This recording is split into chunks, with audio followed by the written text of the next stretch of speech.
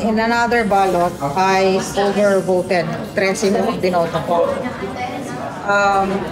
According to their DESOTEP dito, dapat hindi binabasa. Pero yung aking overvote, binasa. Sa final testing and sealing o FTS ng mga automated counting machine kahapon sa Davao City, isa sa mga bumoto ay si dating Civil Service Commission Commissioner Attorney Eileen Lizada. Sa simulation, nag-overvote siya o higit sa 12 senador ang kanyang ibinoto gamit ang iba't ibang marka at hugis tulad ng star at square. Ang ipinagtataka nito, binasa pa rin ng vote counting machine ang kanyang mga boto. Yung 1 to only 12. 1, 2, 3, 4, 5, 6, 7, 8, 9, 10, 11, 12. 12 names I overvoted. Pero 13. So sabi ko, sino ngayon ang nag-decide na from 13 to 12, sino ang hindi kasama sa 12 ko? Sino mawala, parang ganyan. Ang anti-test chooses na ang 12 ko ay ito, despite nag-overvote.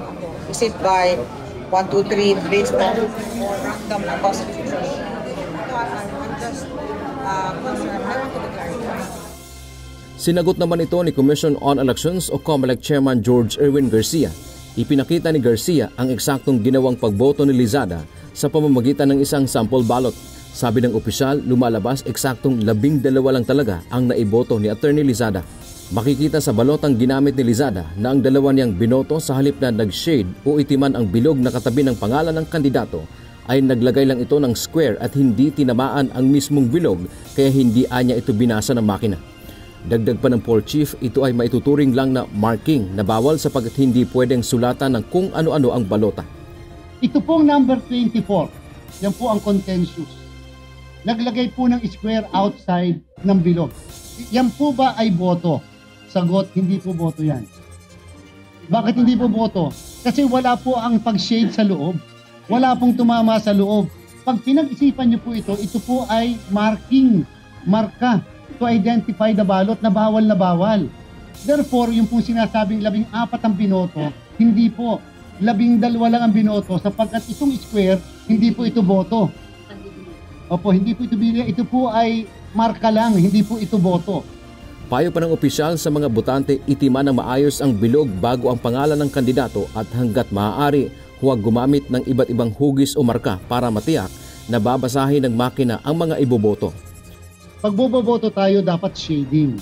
Hindi linya, hindi drawing, hindi po square, shading ng bilog sa loob. Ang gusto nga po natin, dapat po kompleto ang pag-shade sa loob ng bilog na yan. Paalala pa ng komisyon, pwedeng mag-undervote dahil babasahin pa rin ng makina ang iboboto. Ngunit huwag lang mag-overvote o sobra sa bilang ang ilalagay ng kandidato sa balota sapagkat mababaliwala ito at hindi babasahin ng ACM. Kapag po undervote o ibig sabihin sa halip na 12 sa senador o doon sa ibang posisyon, ang binoto ay less than 12, bibilangin ang balota, ang posisyon at walang effect sa kabuuan ng balota.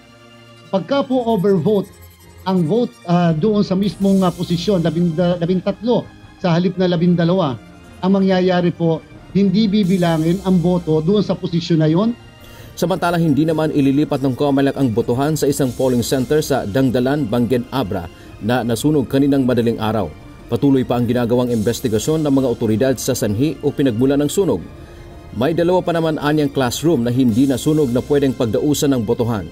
Natuloy na rin kanina ang final testing and sealing ng mga automated counting machine sa nasunog na polling center. Pansamantala kasi itong naantala dahil sa insidente. Dante Amento, UNTV, News and Rescue.